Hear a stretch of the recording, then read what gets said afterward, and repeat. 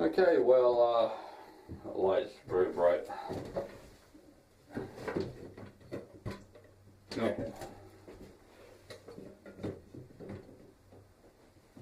Anyway, what we're doing here is, okay, this is my smoker, my Oklahoma Joe's smoker, and I watched a video. I'll have the link in the description below. This guy gives some really good information, advice on how to do your smoker. And I'm glad that I found this video before I used this smoker, because as you can tell, we're inside of an enclosure. Now, I've got the smoker piped out going in through this hole right here. And so it's sealed really nice. You can't even feel no cold air coming in at all, period. That's just cold, which actually feels pretty good. It's actually really warm in here, and it's about 45, 50 degrees outside. But yeah, I mean, it's actually really nice. I've got my shop light in here heating up this because I need it to be warm. And I've got it heating up this one down here, so I've got to heat up the firebox as well. But anyway, what he talks about is that whenever you close the door, it doesn't seal around the edges. So you got smoke that comes off the edges of the smoker. And so what he talks about is he talks about using this material right here, which is a for fireplaces. It's a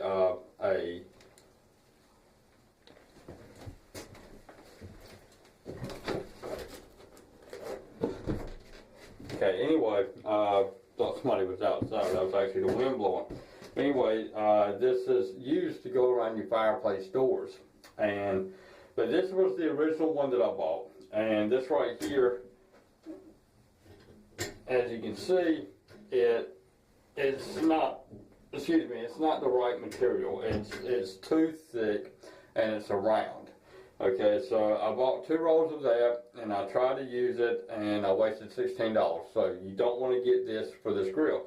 Unfortunately, the guy in the video did not tell you that, and that aggravates me, because there's people out there that are buying this. It's the wrong thing. So don't waste your money like I did. What you want is you want this. This is what you want, okay? This right here is a squish material, and this right here will lay down on this so that whenever you glue it down, it will stay down. Okay, so this is what you want. You want this. You don't want that. Okay? And it's the same company, I believe it is, Imperial. Okay, this right here, the rope is a 5/8 rope with cement. The cement in this crap sucks. Also, you want to make sure that your cooker or your stove door or anything, whatever you're using this stuff for, you want to make sure it's warm and not cold, because if it's cold, it's not going to stick. Okay, so that's that. Now, this right here I bought at our local Broadway Hardware, Broadway, North Carolina. That's where I got all this from. Walmart sells their brand, which is I forgot what brand it is, but anyway, Walmart sells it for like $14 or $17. Broadway Hardware, $3.89. This right here was $5.19, and this right here is Walmart was $8 and something. Other places had this as much as $30 online, so depending on where you got it from. But anyway, so that's what I got. This right here is going to be put around here. But before I do that, I have to, I need to grind around, because you want to grind this down to get this down to metal, okay, because it's not going to stick really good on this. As you can probably see the glistening of this, I've already tried it with the crap that actually came with that, but the metal was too cold and it didn't stick, and that rope just didn't work. So what I've got to do is I got to grind this down. You don't have to go buy a grinder. If you got a drill it doesn't matter what kind of drill you got. Any kind of drill will work. I just happen to have a DeWalt drill back from my cable TV days. So you don't have to go out and buy a grinder per se. All thing you need to do is go out and buy one of these. Okay, it's got the chuck that goes onto your grill, your drill. So that's all you need. And this right here is a 3-inch, and it's a wire wheel brush. Okay, and I bought that from Lowe's, and I paid $4.44 for it. So $4.44, or you can go out and you can actually buy you a grinder for, they got one at Lowe's for $29.95, plus you'll have to get you, if you buy it from Lowe's, you'll have to go in and get the wire wheel attachment for it, and that's like 17 bucks. So you're looking at close to 50 bucks. Or you can just, if you got yourself a drill at home, whether it's cordless or electric, it don't matter, $4.44 for this one. So that's what we're going to do. We're going to go ahead and grind this down. And we got to get into this first.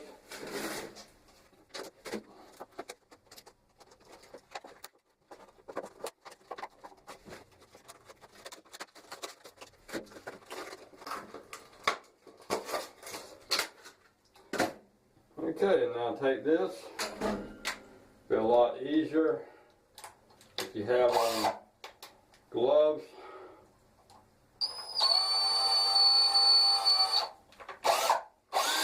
Okay, that's all you need right there. So, what we're going to do now is that you want some eye protection. And this right here is what I want to be using. I just wish that it didn't have all this concrete overspray. I'm just trying to go in and buy me a new one. Or I can go in and get a glass shield if they sell them, or a plastic shield. So what I'm going to do here, I sped this one up so that everybody could see me going through the process. This actually took quite a while, about 20 minutes or so, to actually grind through all 4 sides of the belly of the grill or the smoker. And so yeah, right here it's just me grinding away, so enjoy.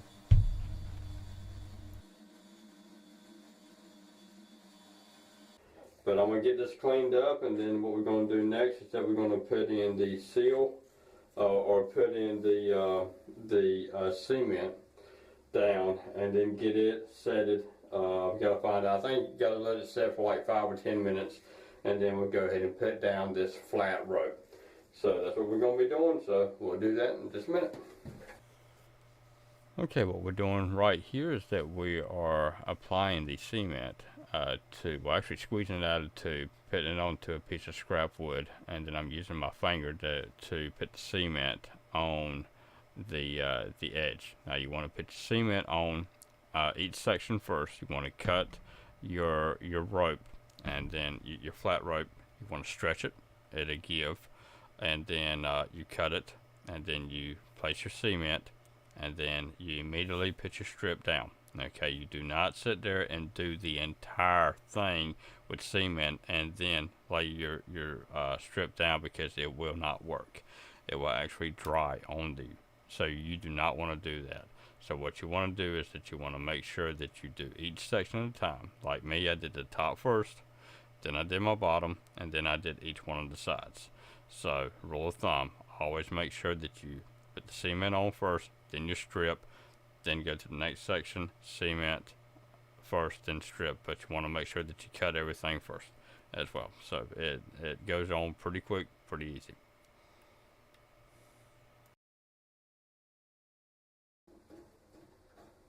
Okay, so there we go. We got the one going around that. It don't really take that long.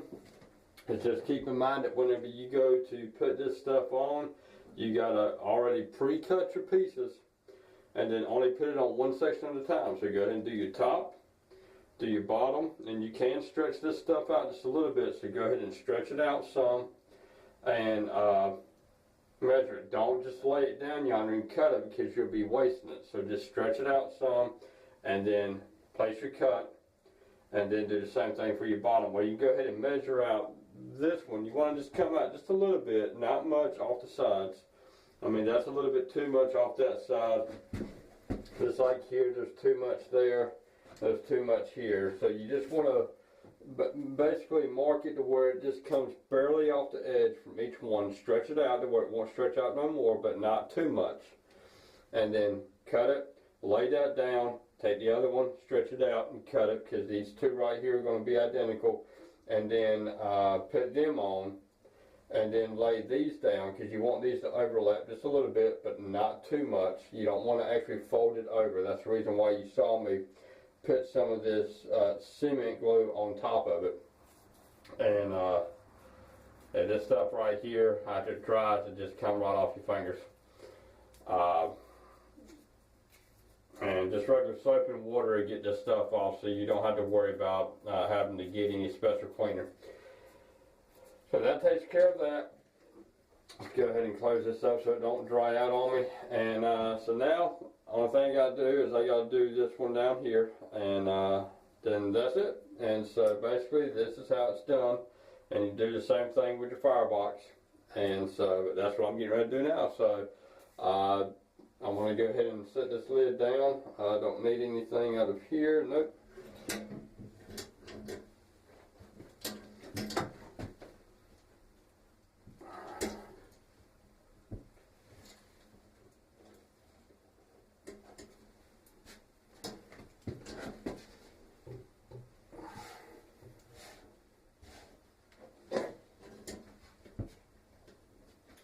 Okay, so this needs to set for about an hour. After it sets, and then I got to do the smoke box too. And so I've got to let it set for an hour after I do it. And then I'll go in and I'll take a piece of wood. I'm not going to get a big piece here. I don't want a big roaring flame.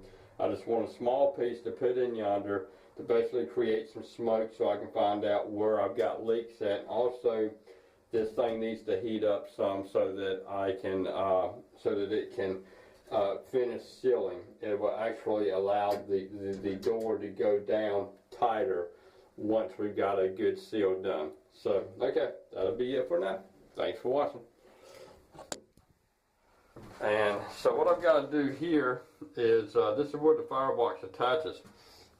And what I found out was that the firebox from here also leaks. So I've got this right here, which I used on that right there. This right here is high temperature. I'm not really sure what it goes up, 600 degrees Fahrenheit, so that this hopefully should be enough. But anyway, I got to put this around here to create a good seal. So that's what I'm getting ready to do now. So I'm not going to be able to film it. But anyway, this is what you want to get, something like this, or something that goes on an engine block. The red silicone that goes on an engine block will also work as well. So auto parts store, you can also pick that up at. But anyway, so I'm going to go ahead and put this on, and I'll show you whenever I'm done. Okay, on the lids here, I ended up having to take a piece of cardboard and putting it on the center edges. And as you can see right here where the blue arrows are at. And what I did is I had to take my my mini sledge, and I had to sit there and I had to hit on the lid in order to make the lid set flush. Because I don't know if this was caused by whenever I put the seal around it that caused it to bow, or if it came like that from the manufacturer. I'm wanting to say that it was caused by the seal, because I don't remember seeing any major gaps like what was there, but there was just a slight gap on each side, so I had to sit there and take the sledge. And this was before I did the smoke test. And so you might end up having to do that as well. So just keep that in mind, that on the edges, it's gonna might have to be hammered down. On the smoke box, I lay a cinder block on top of it after I get finished getting the fire stoked and everything. Now this could be that the bottom of my seal needs to be cut back some. That could possibly be what's causing that issue with that one. But other than that, it works out really, really good. I'm very pleased with it. So anyway, I hope that y'all enjoyed this video, and I hope it helps you out. Thanks a lot for watching. Have a good one now. Bye-bye.